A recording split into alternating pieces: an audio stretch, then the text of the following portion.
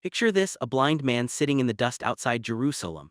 His eyes have never seen color, never seen light, never seen the faces of those who pass him every day. And then a rabbi approaches, but this rabbi does not speak a prayer. He does not lay hands on the man's forehead. He does not perform any ritual the priests would recognize. Instead, he does something that makes the Pharisees recoil in disgust. He spits on the ground, he kneels in the dirt. And he mixes his own saliva with the dust of the earth until it becomes mud. Then he takes that mud and smears it directly onto the blind man's eyes. The religious leaders are horrified. The crowd murmurs, but the blind man walks to the pool of Siloam, washes his face, and for the first time in his entire life he sees. 2,000 years later, medical researchers discover something that the ancient world never could have proven, but somehow Jesus already knew. Human saliva contains compounds that do something extraordinary to inflamed tissue, something that can trigger regeneration at the cellular level. And tonight, you are going to understand not just what Jesus did, but why he chose this specific method. Why saliva? Why mud? Why this seemingly offensive combination held the key to a miracle that the Gospel of John calls a sign. If something pulled you to this video right now, comment the words "I see the sign" so the algorithm knows to spread this teaching to others who are searching. And make sure you subscribe, because what you are about to learn will change the way you read every healing story in Scripture forever. Before we can understand why Jesus used his own saliva, we need to understand what saliva actually is. Most people think of it as just spit, just moisture that keeps your mouth wet and helps you swallow food. But saliva is not simple water. It is a sophisticated biological fluid that contains hundreds of active compounds, each one serving a specific function. Modern science has identified proteins, enzymes, electrolytes, mucus, antibodies, and growth factors all suspended in the saliva that sits in your mouth right this second. The compound that matters most for our story is something called epidermal growth factor, or EGF. This molecule is a signaling protein that tells cells to grow, to divide, and to repair damage. When tissue is wounded, when inflammation is present, when cells are dying, EGF acts like a foreman at a construction site. It coordinates the rebuilding process. It tells stem cells where to go. It activates dormant healing mechanisms that otherwise would remain asleep. And human saliva is absolutely loaded with it. In fact, researchers have discovered that the concentration of EGF in saliva is higher than in almost any other bodily fluid. That is why when you cut the inside of your mouth, it heals faster than a cut on your arm. That is why animals lick their wounds instinctively. That is why mothers throughout history have used their own spit to clean a child's scraped knee. This is not folklore. This is biochemistry that predates our ability to name it. But EGF is not alone. Saliva also contains histidines, small proteins with powerful antimicrobial properties. They kill bacteria, fungi, and viruses on contact. They prevent infection. They create an environment where healing can happen without interference from pathogens that would otherwise invade damaged tissue. Then there is lysozyme, an enzyme that breaks down the cell walls of bacteria. There is lactoferrin, a protein that binds iron and starves infectious microbes. There is secretory immunoglobulin A, an antibody that neutralizes toxins and prevents them from penetrating tissue. Your saliva is not just water. It is a pharmacy, a delivery system for healing compounds that your body produces naturally and distributes through one of the most efficient networks imaginable. Every time you swallow, you are delivering medicine to your digestive tract. Every time you speak, you are bathing your mouth in protective agents. And Jesus, whether through divine knowledge or something deeper, understood this. He understood that his saliva carried something powerful, something that could be applied externally to tissue that needed repair. Now let us talk about inflammation, because this is where the miracle begins to make scientific sense. When tissue is damaged, when cells are under attack, when the body detects a threat, it responds with inflammation. Blood vessels dilate, fluid leaks into surrounding tissue. White blood cells rush to the area, heat, redness, swelling, pain. These are the 4 classic signs. Inflammation is not the problem. Inflammation is the body's first response to a problem. It is designed to isolate the damage, to prevent it from spreading, and to begin the repair process. But here is the critical piece. Chronic inflammation, the kind that does not resolve, creates a hostile environment for healing. It traps tissue in a state of emergency where repair cannot move forward. Cells cannot differentiate properly. Blood flow remains restricted. Scar tissue forms instead of healthy tissue. And in the case of the blind man in John chapter 9, we're talking about eyes that had been inflamed for years, possibly since birth. The Greek word used in the text suggests congenital blindness, meaning this was not an injury that happened last week. This was a condition that had calcified over a lifetime. The tissue around his eyes would have been hardened. The cellular environment would have been locked in a state of permanent dysfunction. No amount of prayer alone was going to reverse that, because the physical infrastructure for sight had never developed correctly in the first place. This required more than spiritual intervention. This required biological activation. This required something to enter the tissue and tell the cells to remember what they were supposed to be, and that is exactly what the compounds in Jesus' saliva could do. Let us go deeper into what happens when EGF and other salivary growth factors contact inflamed tissue. At the molecular level, these compounds bind to receptors on the surface of damaged cells. Think of it like a key entering a lock. Once the receptor is activated, a cascade of signals floods into the cell's nucleus. Genes that were dormant suddenly switch on. Genes that code for repair proteins, for collagen production, for new blood vessel formation. The cell does not just sit there being damaged anymore. It receives instructions to rebuild. But the magic is not just in activating one cell. EGF triggers what scientists call paracrine signaling, meaning the activated cell starts sending out its own signals to neighboring cells. One healed cell recruits others. The repair spreads. The tissue begins to reorganize itself not randomly but according to the original blueprint encoded in the DNA. This is regeneration, not scar tissue. Not patchwork, actual restoration of form and function. And when you combine EGF with the antimicrobial proteins in saliva, you create the ideal conditions for this process to succeed. Infection cannot take hold, bacteria cannot interfere. The immune system can focus entirely on rebuilding instead of fighting invaders. Now add the mud. Jesus did not just put saliva on the man's eyes, he mixed it with dirt, with earth, with the dust of the ground. Why? Some theologians say it was symbolic, a reference back to Genesis where God formed Adam from the dust. And yes, that symbolism is there. But there is also something happening at the physical level that we are only beginning to understand. Soil is not inert. Soil contains minerals. It contains trace elements. It contains microorganisms that have co-evolved with human biology for millennia. When you mix saliva with earth, you create a paste that has structure, that can adhere to tissue, that does not just slide off. You create a delivery system that holds the growth factors in place long enough for them to penetrate. But more than that, recent research into the human microbiome has revealed something stunning. Certain soil-based bacteria produce compounds that reduce inflammation and modulate the immune system in ways that promote healing. These are not pathogenic bacteria. These are ancient strains that humans encountered constantly before we sanitized our environment. And when applied topically, especially when mixed with saliva that already contains immune signaling molecules, they can amplify the healing response. Jesus took the man's broken biology and gave it everything it needed in one moment. Growth factors to activate repair, antimicrobials to prevent infection, minerals to provide building blocks, soil organisms to modulate inflammation. And then he gave one final instruction: go wash in the pool of Siloam. This is not incidental. This is the final step. The mud had to stay on the eyes long enough for the compounds to penetrate, for the signaling to begin, for the cellular machinery to start turning. But then it had to be removed so that the tissue could breathe, so that new cells could surface, so that the transformation could complete. The man walks to the pool, he washes his face, and the text says he came back seeing, not gradually, not partially, he came back seeing. The Greek word used is blepo, which means to see clearly, to perceive accurately, to have full visual function.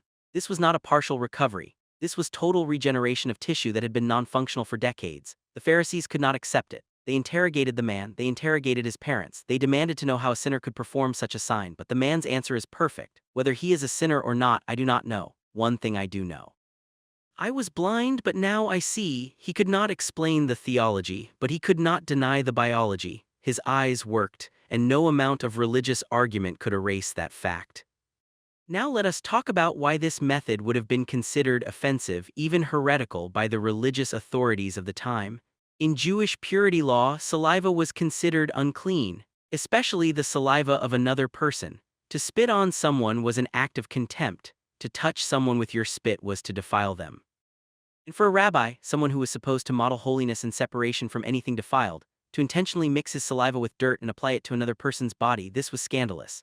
This violated every norm. But Jesus did not care about their categories of clean and unclean. He cared about what actually healed. He cared about what actually restored life, and he was making a point that the religious system completely missed. Healing does not come from ritual purity.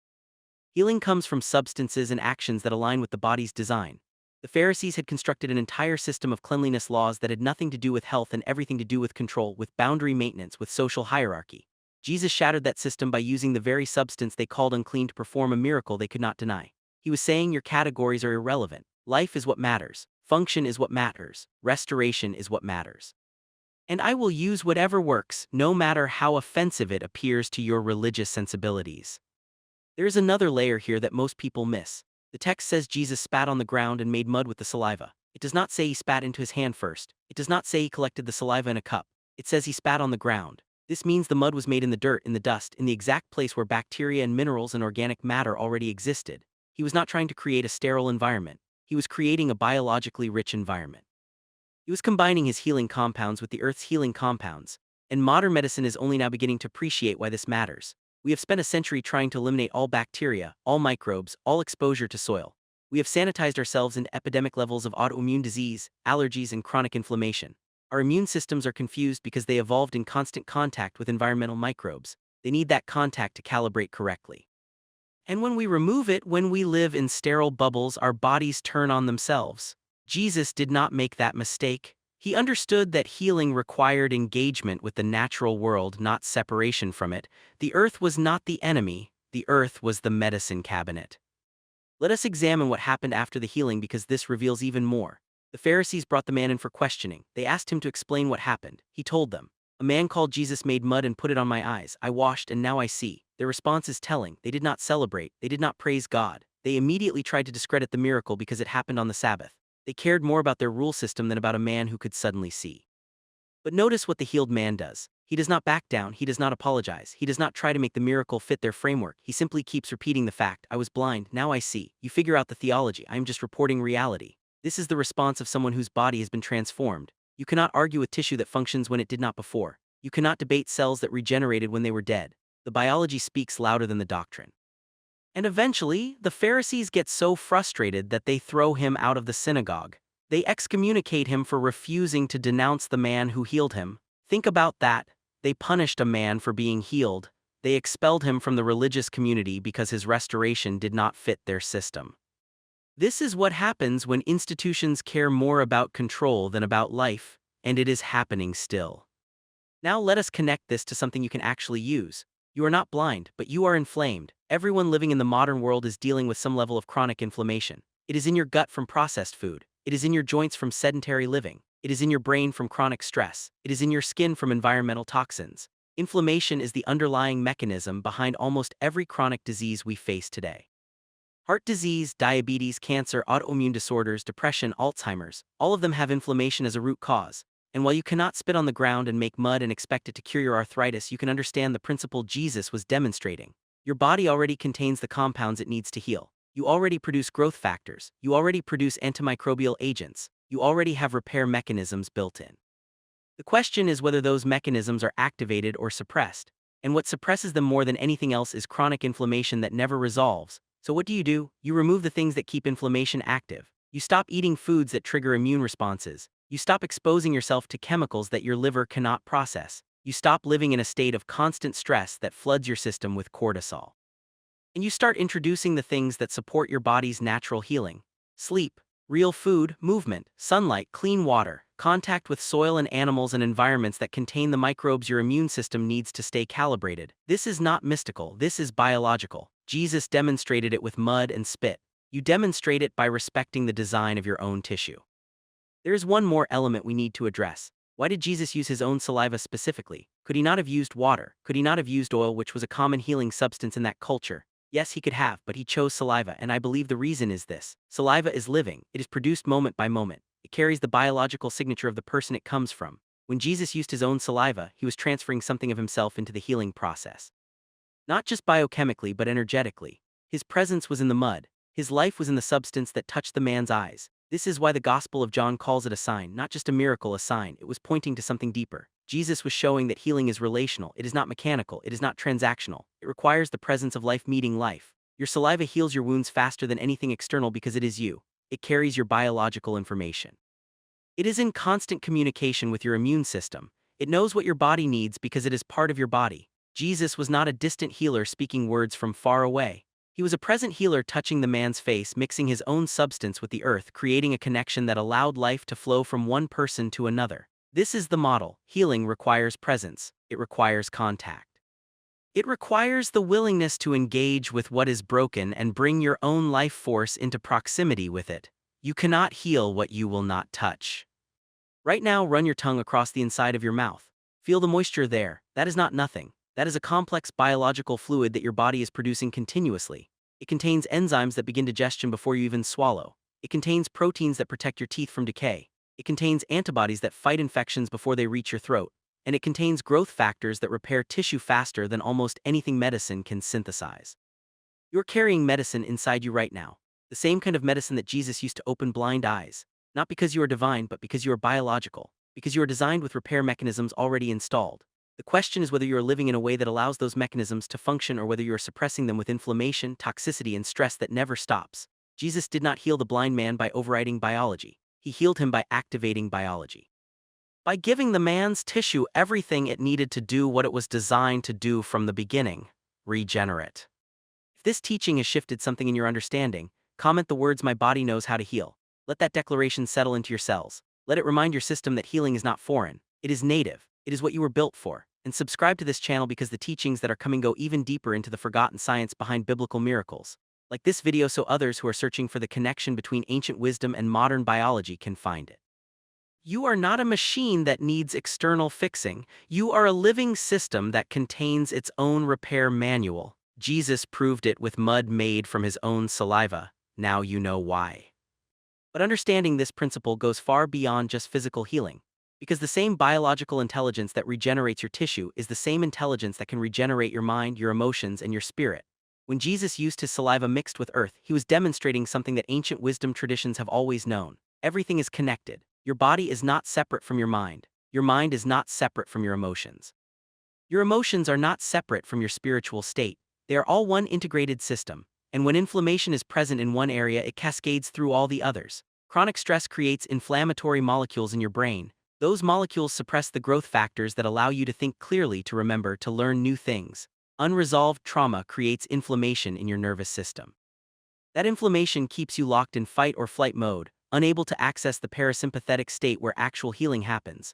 Toxic relationships create emotional inflammation that suppresses your immune function. Your body literally cannot defend itself against disease when you are bathed in cortisol from constant conflict and betrayal. This is not poetry. This is neurobiology. The vagus nerve connects your brain to your heart to your gut. When it is functioning properly, it allows these systems to communicate, to coordinate, to support each other's healing. When it is inflamed, when it is shut down from chronic stress, none of them can heal. And just as Jesus knew that the blind man needed living compounds applied directly to his tissue, you need to know that your integrated system needs the same kind of direct intervention. You need to apply things that activate your parasympathetic nervous system, things that lower inflammation across all your systems simultaneously. Breathwork activates the vagus nerve. It sends a signal to your brain that you are safe. Your heart rate slows, your stress hormones drop, your digestion improves, your immune system upregulates, all from controlling your breath. This is not spiritual bypassing. This is applied neuroscience. Cold exposure activates something called the cold shock response, which triggers the release of norepinephrine throughout your system. This neurotransmitter reduces inflammation, sharpens focus, and increases resilience. Heat exposure in saunas triggers the production of heat shock proteins, molecular chaperones that repair damaged proteins throughout your body. These are not metaphors. These are biological mechanisms that your ancestors used intuitively, and that modern research is only now validating. Sound healing, whether through singing, through instruments, or through pure tones, creates coherence in your nervous system. When your heart rate variability increases, when your brain waves synchronize with harmonic frequencies, your entire system becomes more efficient at healing. Music is medicine, not because it feels good, but because organized sound waves literally change the way your cells function. Community and connection are perhaps the most powerful anti-inflammatory interventions available. Loneliness creates a state of physiological stress equivalent to smoking 15 cigarettes a day. But genuine human connection, skin-to-skin contact, eye-to-eye presence, the sharing of vulnerability, these things activate your oxytocin system. They lower cortisol, they enhance immune function, they literally rebuild neural pathways that trauma has damaged. This is why Jesus touched people. This is why he looked them in the eye. This is why presence mattered, because touch and presence are medicine. They are not supplementary to healing, they are fundamental to it. In our modern world, we have tried to make healing something that happens in isolation. You take a pill alone at home. You attend therapy in a room with one other person. You exercise by yourself in a gym. But the deepest healing happens in community, in reciprocal relationship, in the willingness to be vulnerable with others. When you share your struggle with someone who gets it, when you are witnessed in your pain, something shifts. Your nervous system recognizes that you are not alone in this. The threat level decreases. Your body can finally relax enough to heal. This is not weakness, this is wisdom. The blind man in John chapter 9 had to walk to the pool. He had to move his body to the place of healing. He had to engage with the water. He had to participate in his own restoration. Healing is not passive. You cannot simply receive it. You must participate in it. You must show up. You must do the work. You must change the behaviors that created the inflammation in the first place. This is the part that people do not want to hear. You cannot meditate your way out of eating processed food every day. You cannot do breathwork while remaining in a relationship that constantly triggers your nervous system. You cannot heal from isolation while spending all your time on social media. Your body knows what it needs, but you have to be willing to give it those things. You have to be willing to make the changes. You have to be willing to let go of the patterns that feel familiar even when they are destroying you. This is the real miracle, not that Jesus could heal with mud and saliva. That is just biology. The real miracle is that you can decide right now to stop participating in your own inflammation. You can choose to remove yourself from toxic situations. You can choose to eat food that nourishes instead of damages. You can choose to move your body, to breathe intentionally, to spend time in nature, to connect with other human beings in genuine ways. You can choose to become the active participant in your own healing instead of waiting for someone else to fix you. The mechanisms are already there. The growth factors are already being produced in your saliva, in your bone marrow, in your tissues. The question is whether you are going to create an environment where those mechanisms can actually function. This is the teaching that changes everything. Not because it is new, but because it is ancient. Jesus knew it. Your grandmother knew it. Your body has always known it. You are just remembering it now. So here's what I want you to do this week. Pick one thing, just one inflammatory habit that you are going to remove. One healing practice that you are going to add. Maybe it is eliminating sugar. Maybe it is starting to breathe consciously for 5 minutes a day. Maybe it is spending time barefoot in the grass. Maybe it is reaching out to someone you love and having a real conversation. One thing, that is all, because healing is not about doing everything perfectly. It is about direction. It is about alignment. It is about choosing moment by moment to honor the design of your own body. You are not broken. You are not defective. You are not in need of external rescue. You are a living, regenerating system that knows exactly what it needs to do. You just have to get out of your own way. Thank you for being here. Thank you for opening your mind to these connections between ancient wisdom and modern biology. If this has meant something to you, please share it. Because somewhere right now, someone is suffering from inflammation they do not understand, from a disease they think is incurable, from a belief that their body is their enemy. And they need to know the truth. Their body is not their enemy. Their body is trying to heal them every single moment. They just need to stop fighting it and start supporting it. Subscribe and hit the notification bell so you do not miss the next teaching, because we are just getting started.